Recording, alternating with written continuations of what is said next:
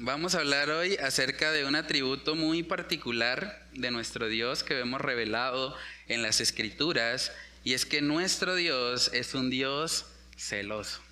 Es un Dios celoso. Y casi que la idea que tenemos siempre de los celos es algo como negativo, ¿no? Pensamos, si una persona es celosa, eso es como malo, ¿no? Como que es tal vez muy insegura, como que tiene ciertas debilidades, ciertas inseguridades. Pero vamos a ver que en el caso de nuestro Dios, cuando hablamos del celo de Dios, hablamos de un celo totalmente santo, alineado a su naturaleza. Vamos a buscar en el libro de Éxodo, capítulo 34, Éxodo capítulo 34, versículo 14, para ver este principio de Dios como un Dios celoso. Porque no te has de inclinar a ningún otro Dios, pues Jehová, cuyo nombre es celoso, Dios celoso es. Amén. Vamos a orar para pedir la dirección del Señor. Padre, te damos muchas gracias, Señor, porque en tu infinita misericordia nos has permitido estar hoy aquí, Señor, reunidos con el propósito de abrir tu palabra, Señor, entendiendo que la exposición de tu palabra nos alumbra, nos permite contemplar, Señor, al menos un poco de lo que es tu naturaleza, de lo que son tus atributos, Dios. Padre, ayúdanos a meditar en esta noche en el atributo de que tú eres un Dios celoso, eres un Dios que no comparte su gloria con nadie, que demandas exclusividad de tus hijos. Padre, oramos para que tú nos ayudes a ser impactados al meditar, Señor, en este atributo tuyo. Y sobre todo, Señor, ayúdanos a vivir una vida en consecuencia, una vida que muestre al mundo que realmente somos hijos de un Dios que es celoso en su actuar. Padre, que seas tú obrando siempre en nuestras vidas y en nuestros corazones, y que en este tiempo podamos ser dirigidos por ti. Te lo pedimos, Señor, en el nombre de Cristo Jesús. Amén y amén. Bueno, hermanos, vamos entonces a comenzar ahí con las preguntas. Cuando hablamos de Dios como un Dios celoso, ¿será que los celos de Dios son fruto de que Él se siente inseguro? ¿O son fruto de que Él es demasiado egocéntrico, que quiere que todo sea para Él? ¿O es envidia de pronto? Tal vez Dios siente envidia porque ve que adoran a otros dioses, entonces Dios siente envidia de esos otros dioses. Esa es la connotación que vemos en la Biblia cuando dice que Dios es celoso. ¿Alguien quiere participar, compartir algo? ¿Qué perspectiva tenemos normalmente de los celos cuando se trata de una persona? Cuando escuchamos que alguien es celoso, ¿qué es lo primero que se viene a nuestra mente?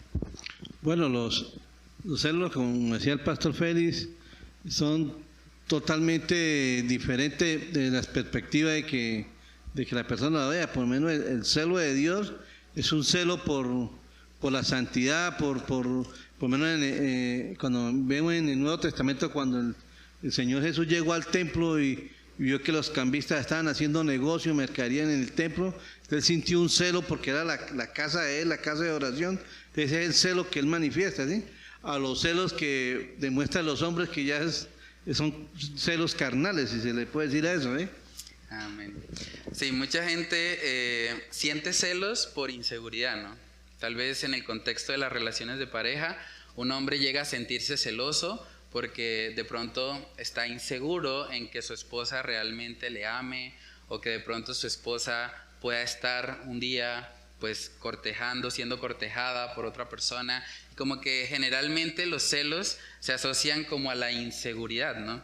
Pero cuando hablamos de Dios, Dios no tiene inseguridad. Dios no es inseguro, Dios es completamente autosuficiente. Él no necesita nada fuera de sí mismo que le pueda llenar o satisfacer. Entonces, cuando hablamos de los celos de Dios, hablamos de un celo santo. Otra razón por la que mucha gente siente celos a veces es por el ego. Es porque hay gente que dice, no, es que yo tengo celo porque yo quiero que mi mujer esté todo el tiempo conmigo. Yo no quiero que ella hable con otros hombres porque yo quiero ser el centro, ¿cierto? Como que hay hombres que de pronto demuestran celos que no son los celos que la palabra de Dios nos enseña que tiene el Señor, sino celos carnales. También vemos en Gálatas capítulo 5 que parte de las obras de la carne son los celos, las envidias, las contiendas. Ese celo pecaminoso muchas veces viene por una naturaleza egocéntrica. Pero cuando hablamos de Dios, Dios no tiene ego. La definición de ego es una valoración excesiva de sí mismo. Ahora, cuando Dios hace una valoración de sí mismo, no es excesiva, es verdad, porque Dios es verdad. Entonces no hay ego en nuestro Dios, no hay jactancia en Él. Él cuando habla de ser un Dios celoso, en realidad eso va muy de la mano con el hecho de que Él es un Dios de amor. Mucha gente siente celos también por envidia. De pronto fue lo que le pasó a Caín con Abel, lo que hemos estado estudiando en la serie de los domingos. Caín, al ver que Dios miró con agrado la ofrenda de Abel, pues sintió envidia en su corazón. Y como sus obras eran malas, ese hombre tomó decisiones motivado por esa envidia que lo llevó a asesinar a su propio hermano. Entonces los celos no santos, los celos de nuestra carne pueden ser muy peligrosos. Y hay todo tipo de celos en nuestra vida. Pueden haber celos profesionales. Hay gente que tiene celos de otra persona porque en el trabajo tal vez está siendo promovido y yo no. Hay celos ministeriales. Pero es que a ese hermano, mire, ese hermano acaba de llegar a la iglesia y mire dónde va. En cambio a mí me tienen allá rezagado. A mí no me colocan. Claro, celos que pueden llegar a estar morando en nuestros corazones. Hay celos también en el contexto de las relaciones de pareja. Hay hombres que son muy inseguros, que realmente están pensando tal vez todo el tiempo de cómo su esposa le puede llegar a ser infiel. Y a veces están armándose películas en la mente que los puede llevar a actuar de forma contraria a la voluntad de Dios. Pero todos esos ejemplos que vemos en este mundo caído no tienen nada que ver con el celo santo de nuestro Dios. Cuando hablamos de los celos de Dios, hablamos de un celo en el que no hay pecado, en un celo en el que no hay envidia, no hay inseguridad, no hay egocentrismo. Es un celo porque el Señor ama a su pueblo, ama a sus hijos y espera una adoración exclusiva de parte de nosotros. Mucha gente dice, pero es que el Dios de la Biblia es todo egocéntrico, dice que solo hay que adorarle a Él y que los demás dioses no tienen validez. Eso es como muy egocéntrico, ¿no? Pero vemos en la Biblia que nuestro Dios, el único Dios verdadero, es el Dios de verdad. Es verdad que Él es el único Dios verdadero. Por lo tanto, cuando Él nos invita a adorarle, Él lo hace bajo el entendimiento de quién es Él. Dios nos está invitando a participar y a darle el primer lugar a Él, porque es lo mejor para nuestras almas. O sea, el hecho de que Dios sea celoso es algo que trae en últimas beneficio para nosotros como criaturas. Porque mucha gente piensa que lo contrario del amor es el odio. Pero no es así. De hecho, el amor y el odio van de la mano. Porque si usted ama a los niños, no puede amar a un violador de niños. Tiene que odiar la violación de niños. O sea, el amor y el odio no son opuestos. Pero lo opuesto al amor vendría siendo la indiferencia. Cuando usted ve que están violando a un niño y le da igual, eso es falta de amor. Eso es indiferencia. Si Dios no fuese un Dios celoso, no nos amara. Fuese indiferente con nosotros. ¿Quieren pecar? Vayan, muéranse en sus pecados. Pero no es el Dios de la Biblia. Es un Dios que demanda. El primer mandamiento en Éxodo capítulo 20 es amar al Señor con todo nuestro ser. Por eso el Señor no permitía que ellos hicieran imágenes, porque las imágenes los llevaban a ellos a poner la mirada en algo creado, en algo que no es Él. Y Dios sabía que en últimas adorar algo que no es Él solamente iba a traer frustración, iba a llevarlos a un camino de perdición. Entonces, cuando hablamos del Dios celoso, realmente es un Dios que nos ama, que quiere que que le demos el primer lugar en nuestras vidas. Entonces, coloqué ahí también, es pecaminoso que un marido sienta celos cuando su esposa no le da un trato exclusivo en la relación matrimonial. Los que están casados acá, ¿es pecado sentir celos? ¿Sí? ¿No? ¿No sabe? ¿No responde? Más o menos, depende. Ok.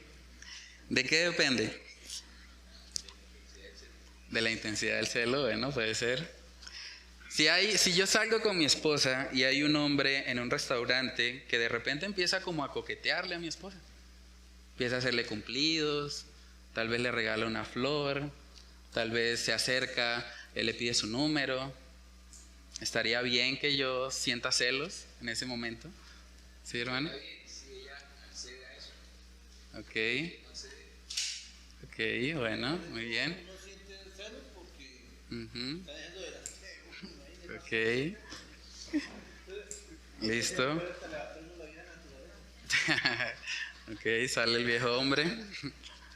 Yo diría que pues sí, se sentirá como los celos, pero pues yo creo que como un celo como de cuidado, ¿no? Como de protección. Yo creo que sería como lo más correcto que pues como cristianos lo veamos así. Hay que hacer una diferencia entre un celo pecaminoso y en un celo que realmente está enfocado en eso, en proteger la persona que Dios me ha colocado.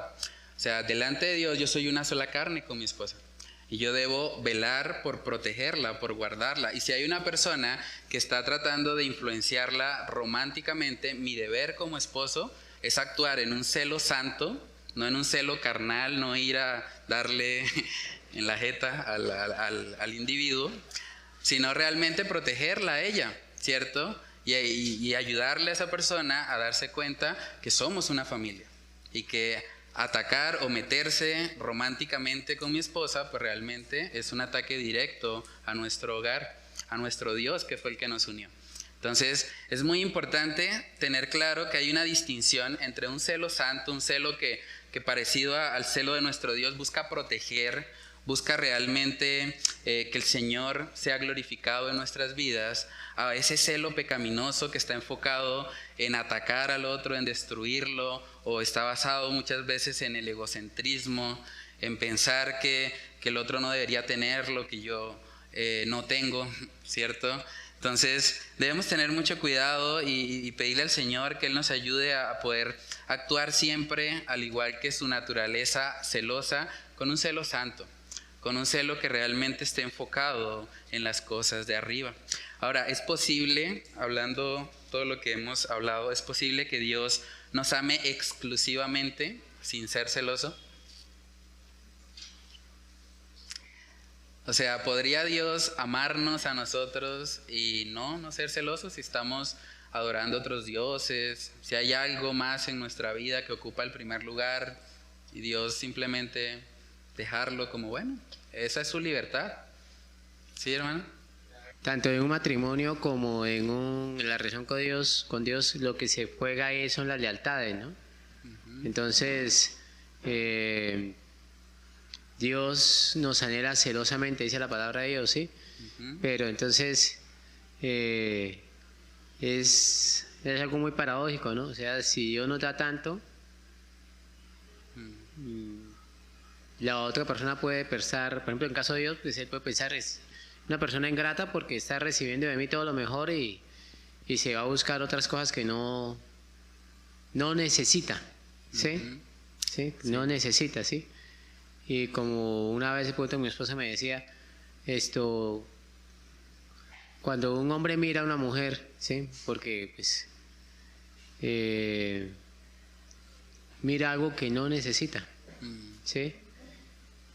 Y no voy a decir mentiras, por ejemplo, ella me decía, dijo, ¿usted por qué mira tanto? Y yo le decía, pues la verdad no estaba mirando a esa persona, sino a veces de pronto me llama la atención que se vino con unos zapatos diferentes, o tenía el cabello corto, o se lo tiene largo, ¿sí?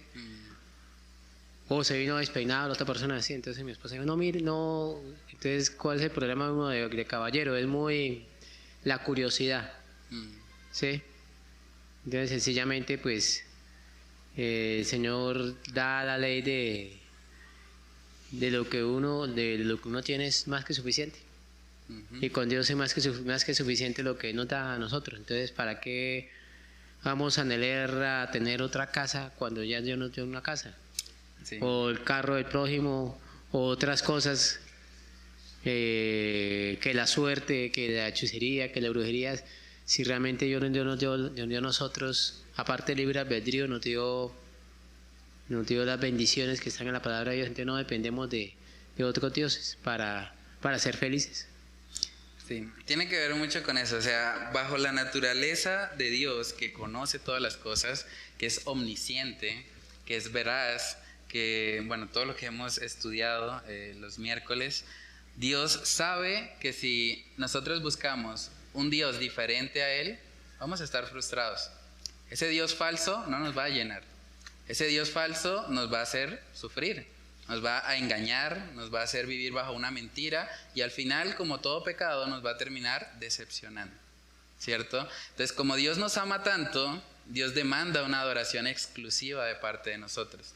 No por egocentrismo, no porque Él quiera necesariamente ser el que está siempre en el primer lugar, sino porque también Él sabe qué es lo que necesitamos para nuestras almas. Es lo único que realmente puede satisfacer un mundo caído, un corazón que realmente anhela las cosas eternas. Y es interesante verlo porque cuando miramos el Antiguo Testamento podemos ver que el pueblo de Dios, el pueblo de Israel, muchas veces se ejemplificaba como la mujer de Dios, ¿sí? Como el marido. Hay un pasaje bíblico en Isaías que dice que tu marido es tu hacedor, ¿cierto? Y habla puntualmente muchas veces en la Escritura, sobre todo en los libros de los profetas, habla de Israel como esa mujer, como ese pueblo que Dios había apartado.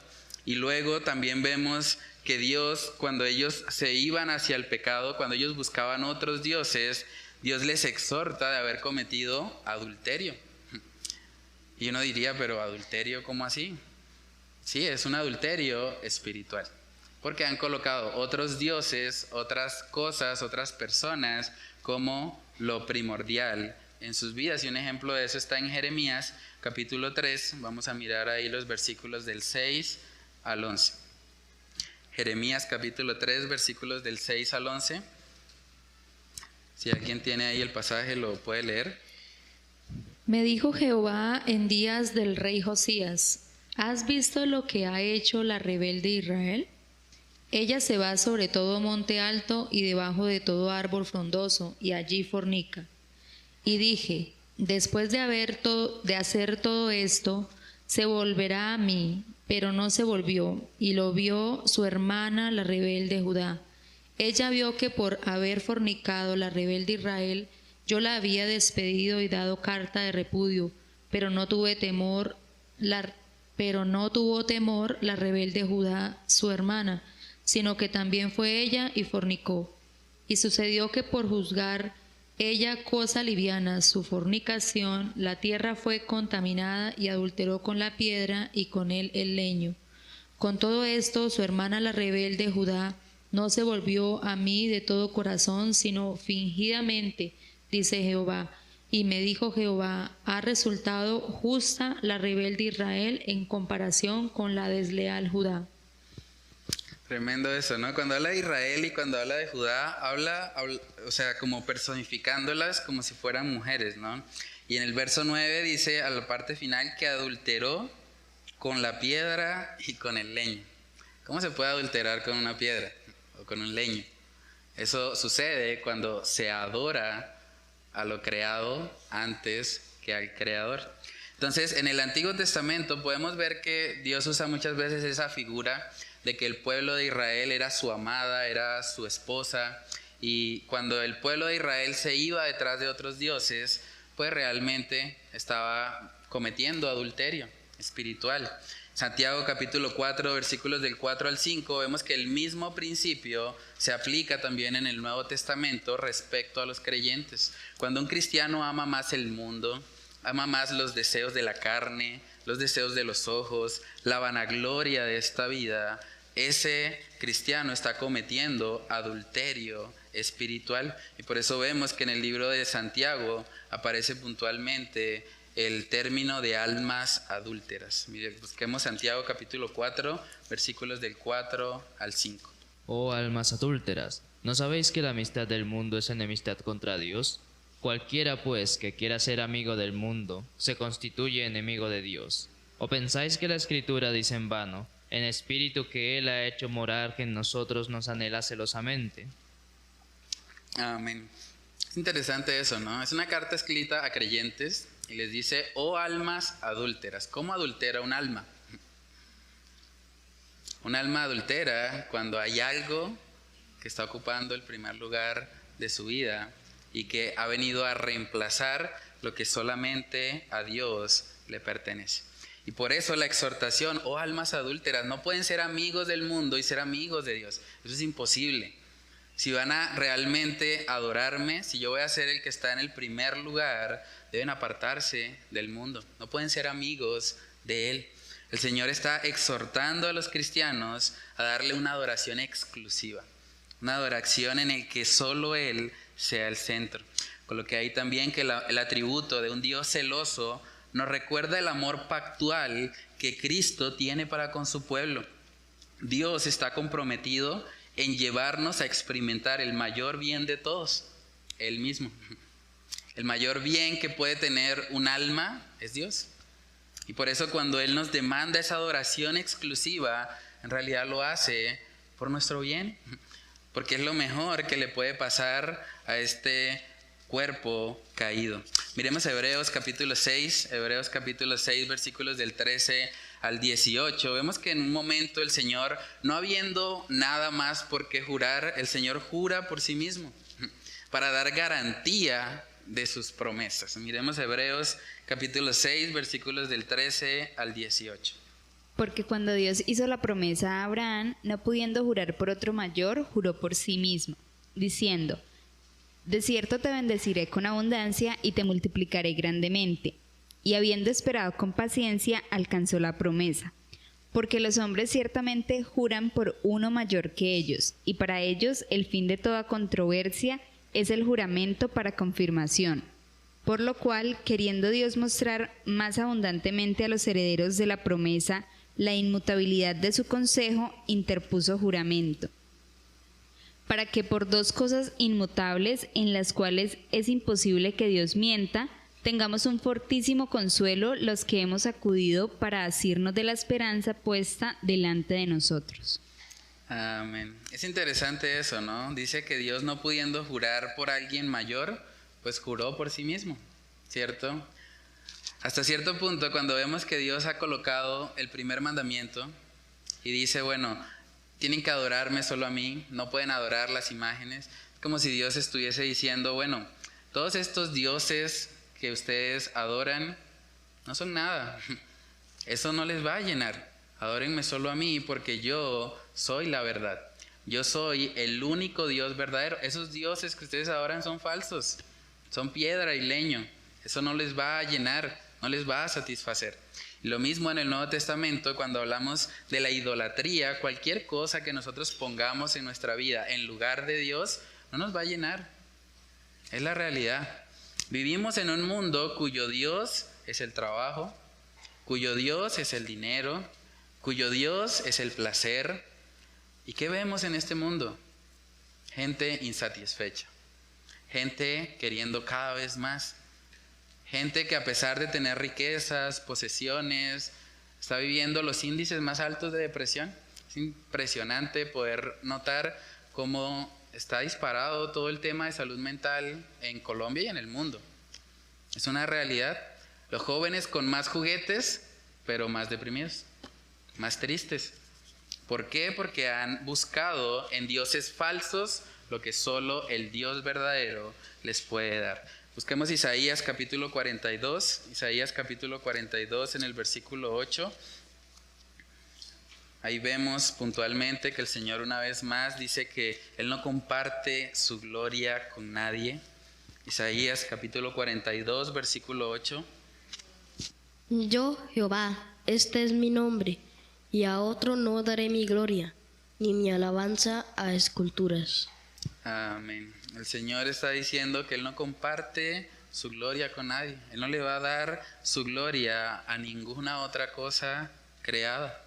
Y eso es muy importante que nosotros lo entendamos. No es porque Dios sea egoísta, porque Dios quiera llevarse toda la gloria para Él, sino porque Dios sabe que la realidad de nuestras almas es que necesitamos de sus atributos, necesitamos de ese Dios que es el único que nos puede sostener y guardar en medio de este mundo caído.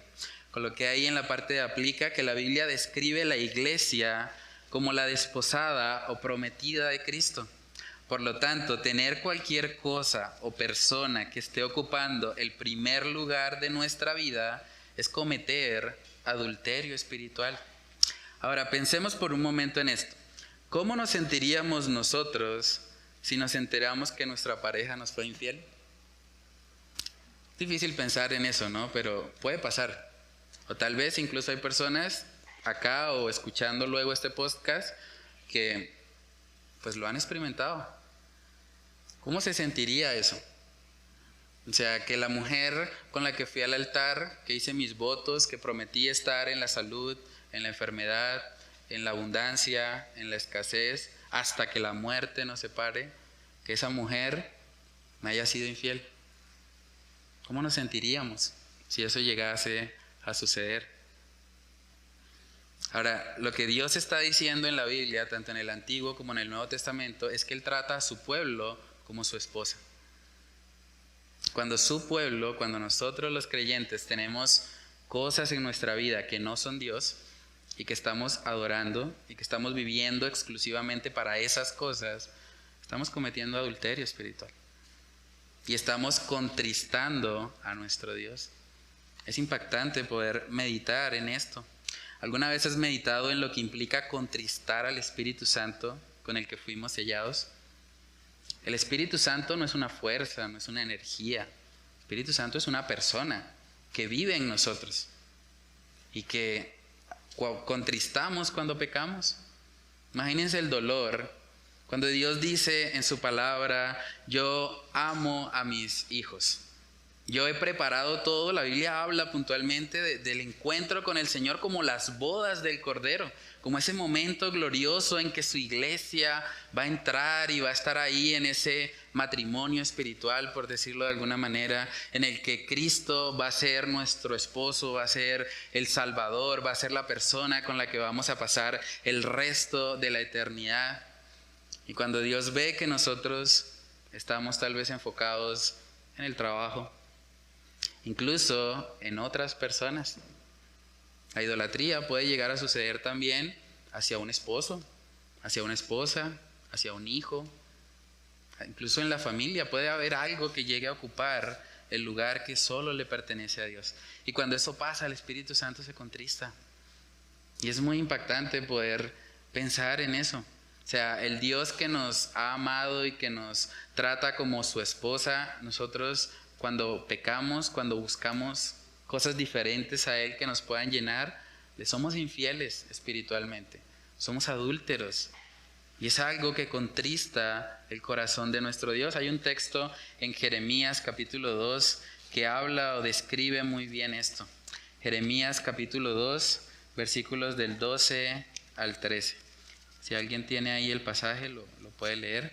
Espantaos, cielos, sobre esto, y horrorizaos, desolados en gran manera, dijo Jehová. Porque dos males ha hecho mi pueblo. Me dejaron a mí, fuente de agua viva, y cavaron para sí cisternas rotas que no retienen agua. Amén. Habla de dos males, ¿no? Dejarlo a Él, que es la fuente de vida, pero también buscar cisternas rotas. Imagínense el dolor que puede llegar a experimentar el Señor al ver que sus hijos, aquellos por quien Él derramó su preciosa sangre, están adorando una cisterna rota. Una cisterna rota es algo que no se puede llenar nunca. Ningún ídolo de este mundo, ninguna cosa terrenal puede satisfacer genuinamente nuestra alma. Pero cuando nosotros ponemos a un lado a Dios, inmediatamente vamos en búsqueda de cisternas rotas, de cosas que realmente no nos pueden llenar, pero que sí pueden traer mucho dolor y mucha insatisfacción en nuestra vida. Entonces, el dolor de Dios no solamente es que no le buscaron a Él, que no solamente Él fue el que estaba en primer lugar, sino que también buscaron otras cosas que en últimas solo les va a traer dolor, insatisfacción y sufrimiento. Por eso habla de dos males. De hecho, ahí mismo en Jeremías capítulo 2, en el versículo 5, dice un versículo también: muy impactante. Voy a leerlo. Jeremías 2:5 dice: así dijo Jehová. Y viene la pregunta: ¿qué maldad hallaron en mí vuestros padres que se alejaron de mí y fueron tras la vanidad y se hicieron vanos? Es impactante, ¿no? Dios mismo preguntando: ¿qué maldad vieron en mí? ¿Qué cosa no cumplí para ellos? O sea, ¿qué les llevó a ir tras la vanidad? ¿Se hicieron vanos? Es increíble ver hasta dónde puede llegar la naturaleza corrupta del ser humano. Podemos buscar casi que cualquier cosa en nuestra vida para adorar, con tal de no adorar a nuestro Dios. Y es lo que vemos en este mundo caído. Incluso han llegado al punto de la irracionalidad, pero siguen adorando sus ideas, sus cosmovisiones, sus filosofías huecas, porque en últimas es preferible cualquier otra cosa que no sea Dios para el hombre caído.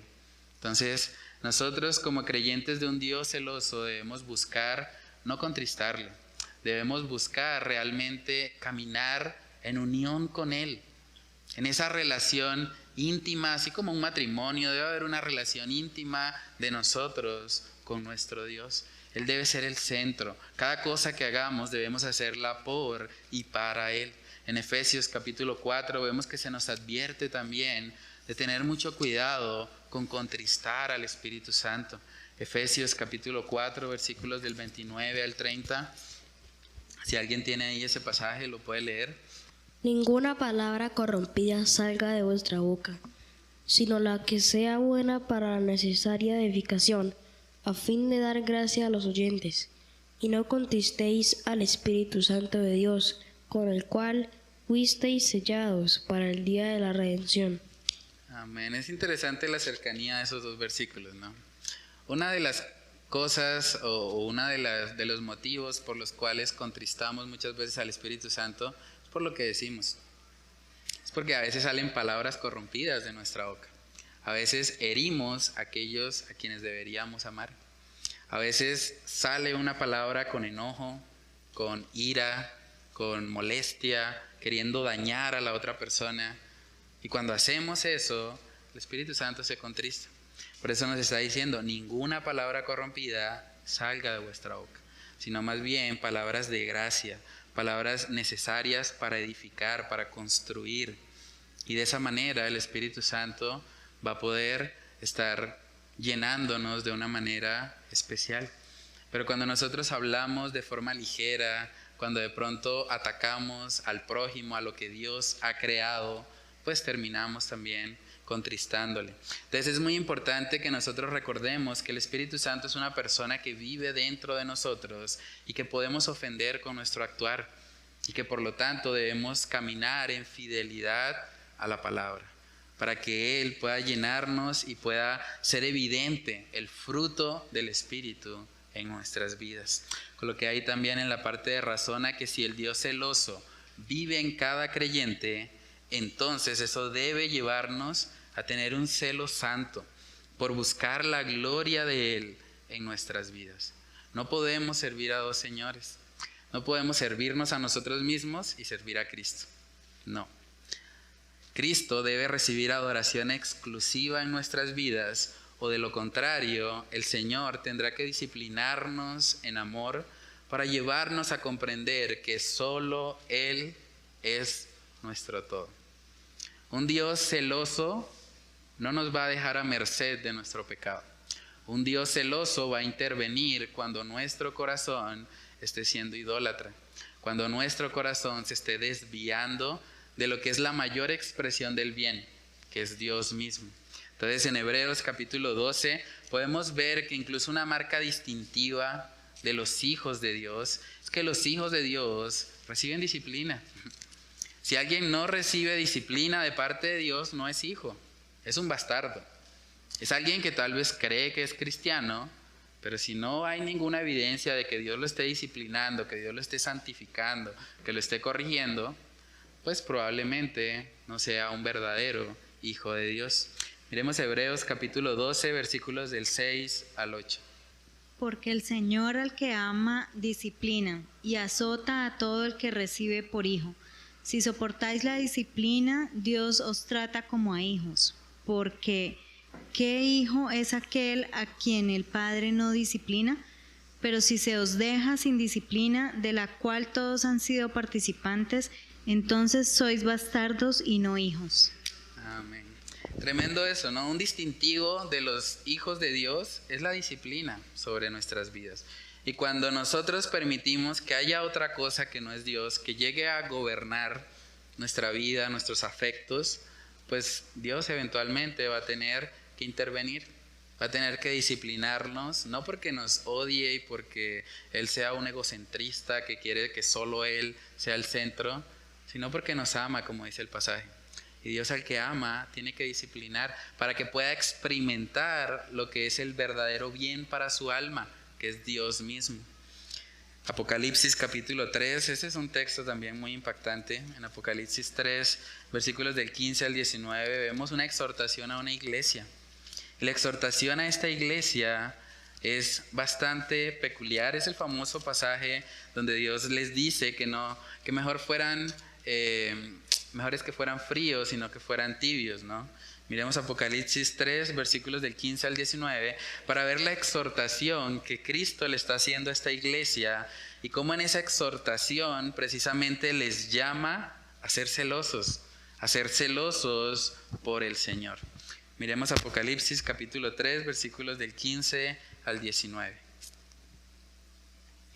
Yo conozco tus obras, que ni eres frío ni caliente. Ojalá fuese frío o caliente. Pero por cuanto eres tibio y no frío ni caliente, te vomitaré de mi boca.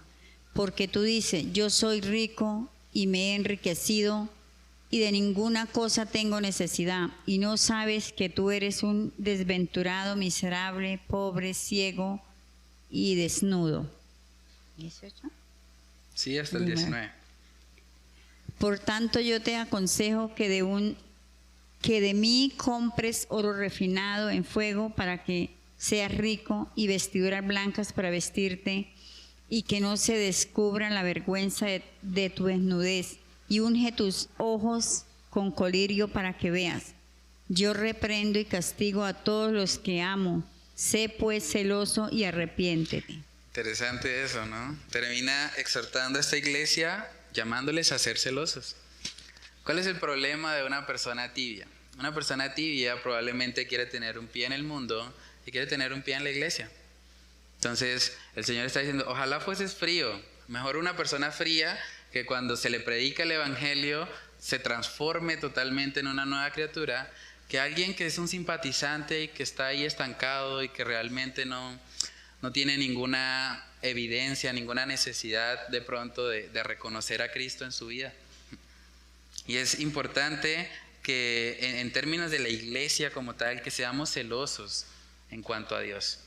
El mayor celo que debemos tener en nuestra alma es porque Dios ocupe el primer lugar de nuestra vida, que Dios sea el centro, que no haya nada en nuestros corazones que tal vez nos pueda estar desviando.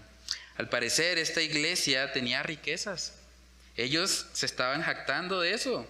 Dice el texto, yo soy rico, me he enriquecido y de ninguna cosa tengo necesidad.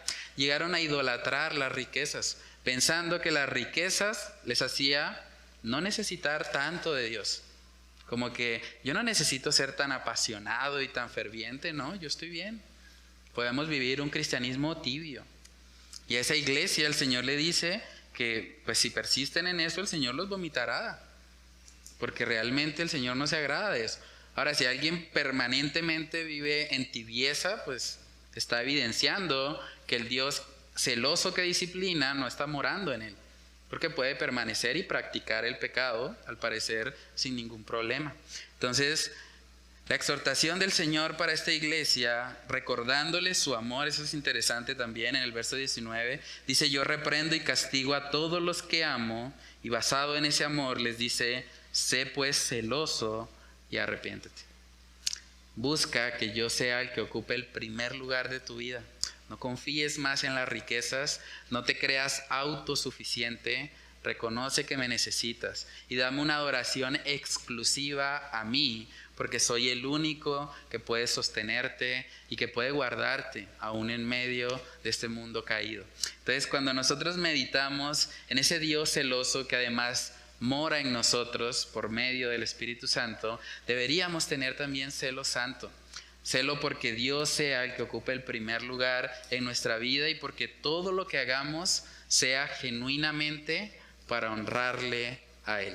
Coloqué una frase ahí para meditar del pastor Paul Washer. Él dijo: si tú le perteneces a Él, te va a quebrantar en 1000 pedazos para reconstruirte. Él no te va a compartir con el mundo. Dios se va a encargar de que sus hijos aprendan a adorarle a Él. Algunos van a sufrir un poco más, algunos van a tener que pasar por disciplinas tal vez más fuertes, más exigentes, pero todos en últimas debemos llegar a cumplir ese mandamiento de adorar a nuestro Dios con todo nuestro ser. El primer mandamiento que resume toda la ley es amar al Señor con toda nuestra alma, mente, corazón y fuerzas. Y el Señor, el Espíritu Santo que mora en nosotros, se va a encargar de contristarnos y de disciplinarnos hasta que lleguemos a ser obedientes a su voluntad. Entonces, en la parte de atrás coloqué algunas actividades de profundización. Bueno, yo les compartí los videos por el grupo del Faro. Hay una prédica que se llama El Señor es Dios celoso, basado precisamente en Éxodo 34:14, que fue el texto base de hoy, del pastor Marcos Peña. Y les coloqué también un video del Ministerio de Aviva a Nuestros Corazones, que se llama Los celos, y describe también cómo podemos aplicar ese celo santo en nuestras vidas y cómo podemos evitar el celo pecaminoso. Entonces pueden ver los videos y escribir ahí en el recuadro las principales enseñanzas. También les coloqué un artículo de Coalición que es muy interesante, se llama El Dios que exige exclusividad. El Dios que exige exclusividad. Es importante también que nosotros podamos dar una respuesta racional ante el mundo, porque muchos ateos y mucha gente que nunca ha estudiado la Biblia ni nada, basado en memes que ven en Facebook o cosas así, empiezan a decir: es que el Dios de la Biblia es un egocéntrico. Pero cuando dicen eso, se pone en evidencia que no conocen al Señor. Dios no tiene ego, Dios no tiene una valoración excesiva de sí mismo, porque Dios es veraz. Y Dios lo que dice cuando Él demanda adoración exclusiva es para el bien de su creación. Entonces es importante que nosotros podamos también prepararnos para poder dar defensa ante estos argumentos que se levantan a veces en contra al Señor. Y bueno, la idea es leer el artículo y escribir cómo el atributo de la celosía de Dios bendice tu vida como creyente. O sea, que Dios sea un Dios celoso, que Dios pida adoración exclusiva, es para nuestro bien. Y deberíamos gozarnos y darle gracias a Dios por ser celoso para con nosotros. Coloqué también en el punto 3 preguntas para reflexionar: ¿cómo impacta tu vida de adoración saber que el Dios que te anhela celosamente y que se contrista por el pecado vive en ti? ¿No debería eso motivarnos a caminar en mayor santidad, reconociendo que esa persona que nos ama vive dentro de nosotros y que nuestro pecado podría contristarle? ¿No debería también motivarnos a vivir en santidad el hecho de que Dios anhela esa comunión exclusiva con nosotros? La segunda pregunta que coloqué es: ¿cómo aviva tu relación personal con el Señor saber que Dios es celoso y que está comprometido en no compartir su gloria con nadie más? Eso debería motivarnos y fortalecer esa relación que tenemos con nuestro Dios. Él no nos va a compartir con este mundo caído. Él va a hacer todo lo posible para que nosotros le adoremos de manera exclusiva como sus hijos. Entonces, esas son las actividades de profundización. No sé si alguien tiene algún comentario, alguna pregunta sobre este tema de que Dios es un Dios celoso. ¿No? Bueno, yo creo que entonces vamos a la oración y podemos pedirle al Señor que Él nos ayude. Estamos aprendiendo mucho sobre conceptos, sobre perspectivas del Señor, de quién es Él, de sus atributos, pero es importante que le pidamos al Señor que Él nos ayude a que esto no solo sea un estudio teórico, que no simplemente sea algo que aprendemos para poder recitar. Vamos en la clase 16, bueno, puedo decir de memoria 16 atributos de Dios. Ese no es el propósito. Hay algo más allá, y es que todos los atributos que estamos estudiando deben llevarnos a adorar en espíritu y en verdad a nuestro Dios y a vivir una vida digna del Evangelio. Entonces oremos y pidámosle al Señor que Él nos ayude a poner en práctica lo que hemos aprendido. Padre Celestial, te damos muchas gracias por tu infinita misericordia. Gracias porque si estamos hoy aquí, Señor, es porque tú has sido bueno para con nosotros. Tú has sido un Dios celoso que no nos ha permitido estar practicando el pecado, estar siendo influenciados por este mundo, buscando en dioses falsos lo que solo el Dios verdadero nos puede dar. Padre, ayúdanos a recordar que este atributo tuyo de que eres un Dios celoso, eres un Dios que demanda adoración exclusiva, eres un Dios que no comparte su gloria con nadie. Padre, que este atributo tuyo pueda motivarnos a buscarte cada día más, a caminar en unión cercana e íntima contigo, a ser cuidadosos, Señor, con contristar al Espíritu Santo que nos ha sellado, que nos ha dado las arras, la garantía de nuestra herencia futura en Cristo Jesús. Padre, que seas tú permitiendo que esto que hemos estudiado en esta noche pueda realmente llevarse a la práctica en nuestras vidas. Ayúdanos a recordar que tú nos anhelas celosamente. Ayúdanos a quitar los ídolos de nuestra vida. Cada uno de nosotros tiene diferentes luchas, diferentes pecados, diferentes cosas que tal vez llaman nuestra atención. Padre, ayúdanos a ser radicales, Señor, en darte el primer lugar a ti. Ayúdanos a quitar de nuestra vida todo aquello que no te agrade, todo aquello que no exalte tu nombre y todo aquello que no esté alineado al propósito para el cual fuimos creados, que es darte gloria a ti. Padre, oramos para que tú nos ayudes a cultivar un celo santo por ti, un celo santo por tu palabra, un celo santo por honrarte y a guardar también de nuestros corazones de lo que son esos celos pecaminosos, esos celos centrados en nosotros mismos, en la envidia, en la arrogancia, en la inseguridad, en cualquier otra cosa que no venga directamente de ti, Dios. Padre, ayúdanos a caminar siendo dirigidos por ese Espíritu Santo con el cual hemos sido sellados y buscando en todo tiempo, Señor, honrarte y agradarte con nuestras vidas. Padre, que solo tú, Señor, seas exaltado por medio de la aplicación de este estudio bíblico y de todos los que hemos hecho. Ayúdanos a recordar la información y sobre todo, ayúdanos a aplicarla para gloria y honra de tu nombre. Oramos, Señor, cada una de estas cosas en el nombre precioso de Cristo Jesús. Amén y amén.